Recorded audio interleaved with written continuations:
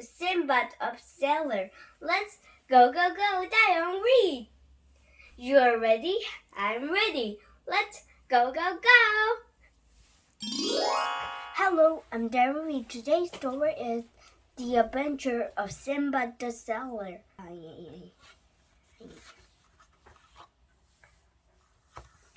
Chapter 1. Simba's First Voyage. Long ago, in the city abandoned, Simba lived with his father, a merchant that died. He left Sinbad his whole future. Sinbad was so rich that he hadn't room to work. Instead, he spent the money with fine clothes and wild parties. Don't worry, everything on me. On the way, he was shocked to the purse empty. I can't believe I spent my future, he said to himself. He decided to follow his father's footsteps and sailed in for the leaving. First, he saw the south. Then he bought some expensive scales and spices, went down the port.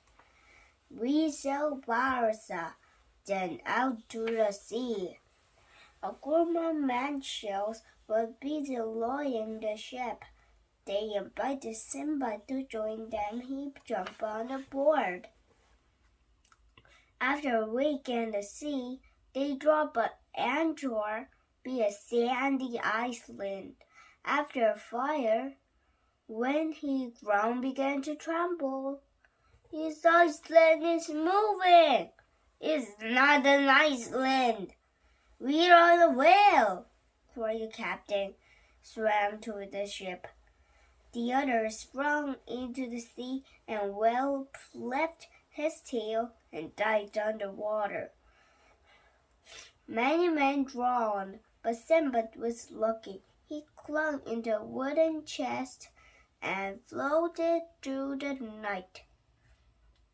At dawn, landed on the shore near distant islands. A man on horseback spotted Simba and took him to see his ruler, King Margian. Simba told the king his will. Now I'm staying far from home, he sighed. Work for me and I'll look after you, said the king. Okay. One day, Simba was duty up the port when the captain came up to him. Sir, what can I sell the silk and spices? He asked. Simba was amazed. I'll have some silk like that. She had. Well, this silk belonged to a merchant called Sinbad, said the captain. I'm a Sinbad, said Sinbad. But I thought you drowned. I drift to safety. The captain gave Sinbad silks and spices. After selling them an excellent price, Simba joins the captain's ship and sailed from the Baghdad. Chapter 2. Itchy Feet. At first, Simba was delighted to be home, but soon he had itchy feet. He wanted to visit a new place, so he bought more silks and spices to trade. A friendly captain welcomed him to board his ship, and they headed for the high seas. This is the life. One day, they stopped the lizard island to collect fresh water. Simba sat down in a shady spot and fell asleep. An hour later, he woke up in a panic. The ship had sailed all without him. He was stranded. Simba climbed the tree and looked over the island. A huge white egg, as Simba watched, a giant bird flew onto his egg and settled down to sleep. It must be a rock. Simba knew a rock bird was very strong. Maybe it could rescue him. He unknowed the turban, crept up to the bird and tied himself to his leg. When the rock woke up, he stretched his giant wings and soared into the sky. Simba found himself sailing high above the clouds. Before long, the rock divided down the deep valley. Simba did feel hard ground. Unbreathed, his feet was quickly untied himself.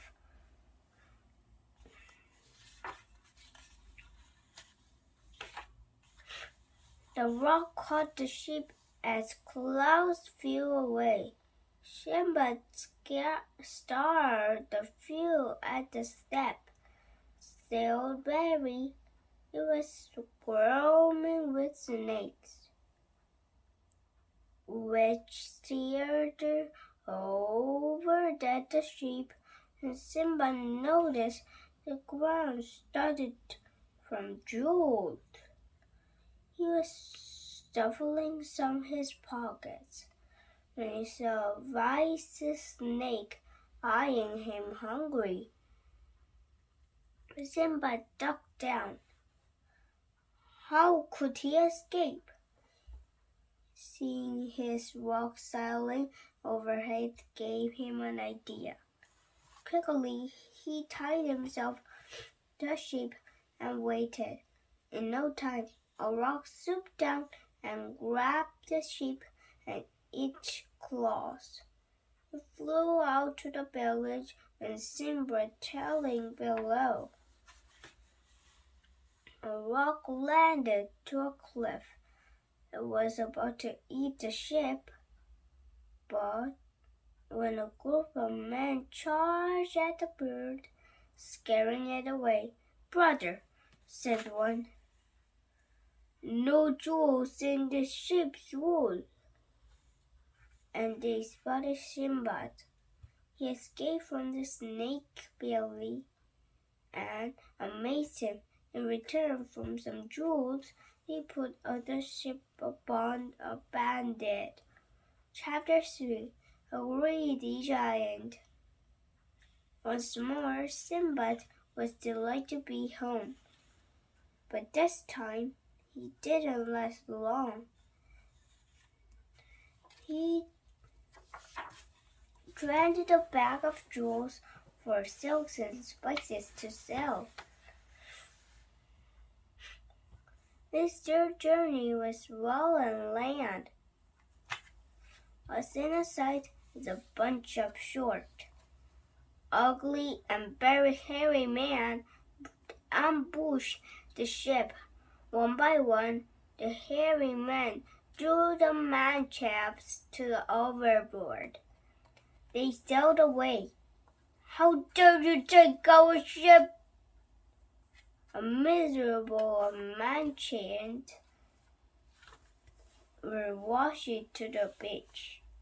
They explored a new shore and found a courtyard village filled with pots and firewood. But the courtyard was owned by the greedy giant, who licked his lips when he saw the visitors. Before they could blink, they roared for the fat munchman.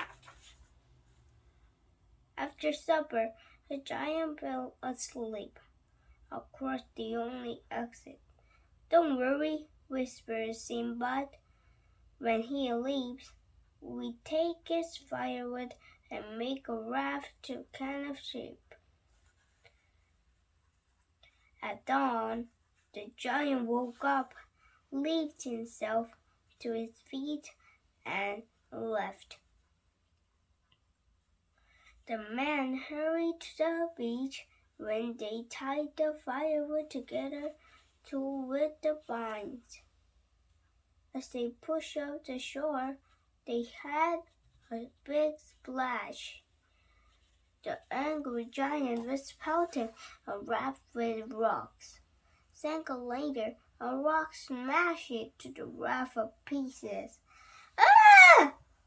Most of the men drowned, but Simba and two others were lucky. They survived by clinging onto the log. But by noon, they had fainted under the hot sun.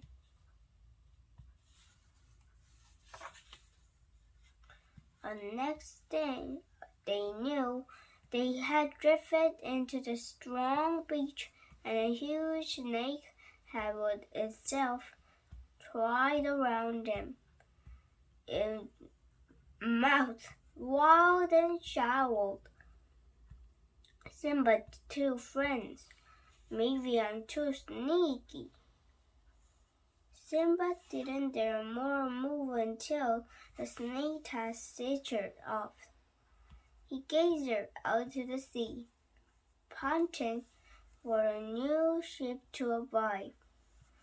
One did. Blizzard still, Simba recognized the captain from his recognized journey. You left me stranded on the desert island there. Sorry about that. Within a week, Simba was back to Bandan. Chapter more. Here's a man. Home again, cried Simba. But it didn't take long before he would take to the market, buying silks and spices. He joined another merchant and ship, and through the goods was sure to depart. One day, a sudden gale of gold which came crash onto the deck and smashed up to the ship. Sinbad and 7 other merchants were luckier than the rest. They clung into broken man and drifted to the far off shore.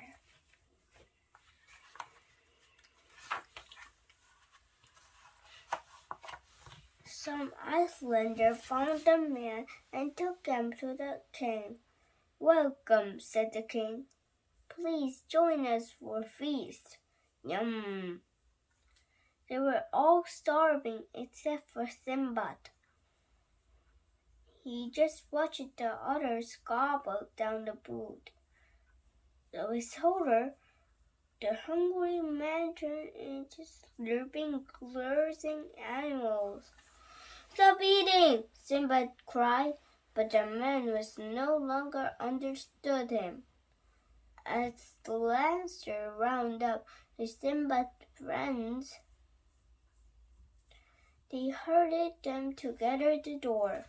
Sinbad hid in a dark corner. When no one was looking, he fell from the place of grounds. He read a slightest fat appeared a man who were grazing at the field, and he didn't stop until I reached it. The others slid inside. I see a sail. There, he could believe his luck.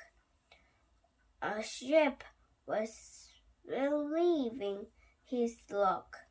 A ship was sailing close to shore. He waved at wildly a captain and wiped back. Soon Simba was hearing for Bandad again. Chapter 5. The Rock's Revenge. The problem with Simba and looked for home Joel found in his adventures.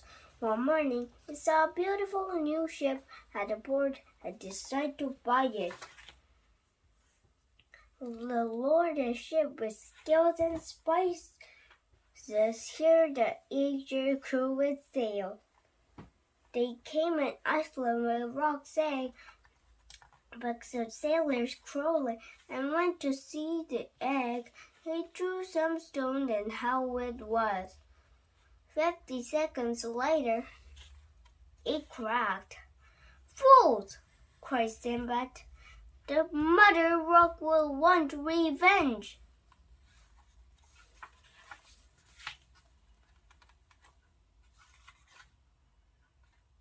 As they sailed away, a darker shine hit the sun. They were at the rock.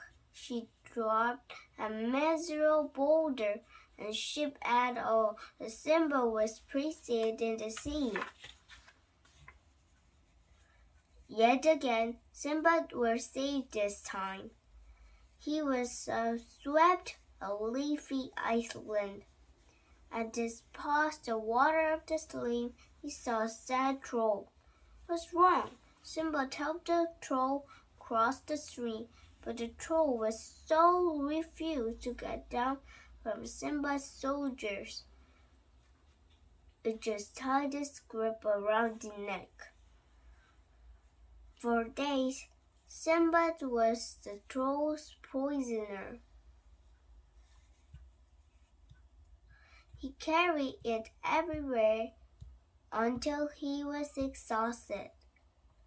Then he remembered a flask of wine. The troll saw Simba take a sip. He snatched in a flask. It gluggled down the wine, soon swinging around from the side to side. A few bursts later, a troll flopped into the ground. Simba ran away and met some people crying baskets. Can you help me to get to the Baijanad? He asked hurriedly. If you help us collect more coconuts, replied the bald man. Oh, bald. How? wondered Sinbad. Following the group into forest of palms, monkey chirped in every tree. Watch, said the man. He picked up the stone, threw to the monkey. The monkey was very annoyed. They threw the coconut back at the man. Hey, that nearly hit me. Soon, all the monkeys were throwing coconuts. Simba was easy to collect to pay for the trip one.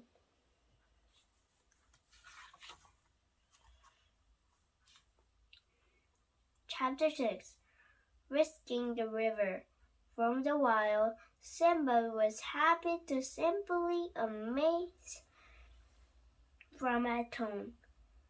Then some mischievous came to the visit. They tasted travel from Simba to an envy. His tail from one more, trading from port to port. What a lovely, calm evening. Until one night, the ship scaled a course. In the gloom, no one saw sharp rocks ahead. The ship was smashed to pieces, and only Sinbad and 4 others reached the shore.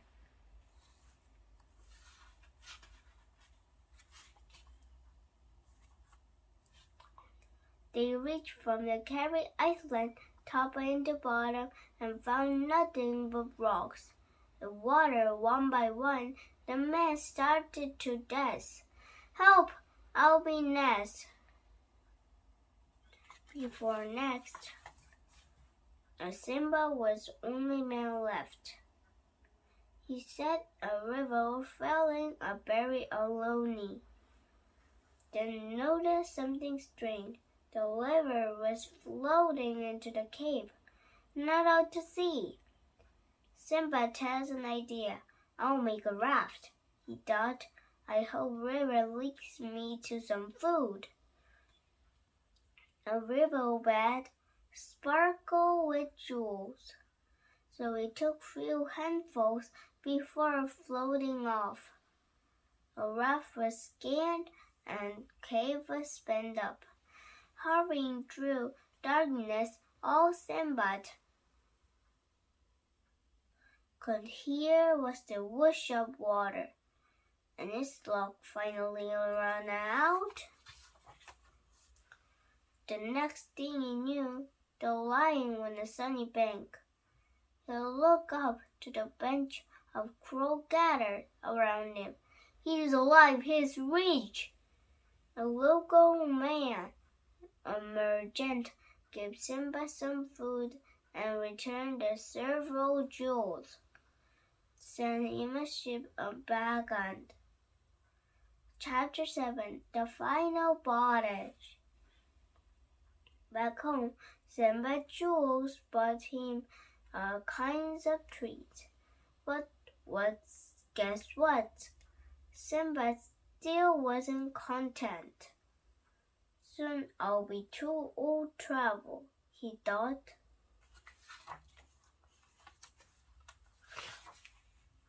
Wait.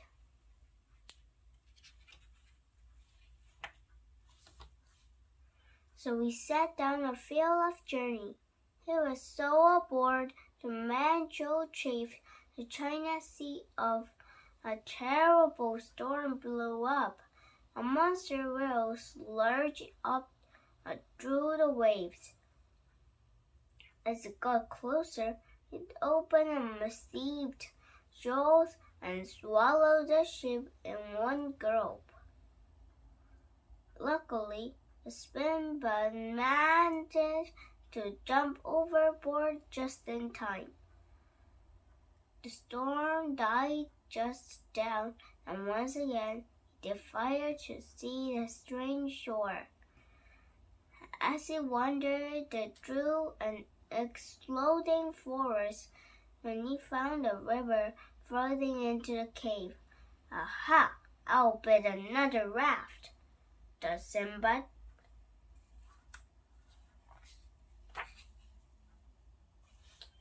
But this river carried him a staunch, dark, steep waterfall. I'm a dead man, Simba screamed. I'm a dead man, Simba screamed as he started falling. That is a very big fish. Suddenly, he stopped in midair. A surprised old man who caught him a net. You need to dry off, said the man, and he took Simba home with him.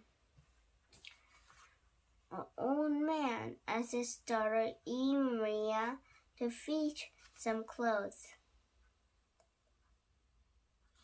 Simba gazed at her open mouth. He had never such a lovely woman. Thank you very much. Emir's father thought Simba was charming and invited her to stay. Over a few weeks, Emilia loved Simba fell in love. With the old man's blessing, the couple married. A year later, Emilia's father was died from old age, leaving her and Simba in fortune. Why don't we go selling? Said Simba. We should buy some skills and spices to trade. Oh, yes.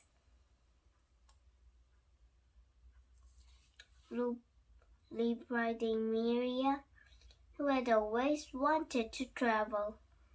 After months, they found themselves in Banda.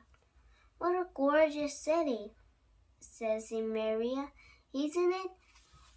Agreed Sinbad. He was delighted to be home. at least the forest wild.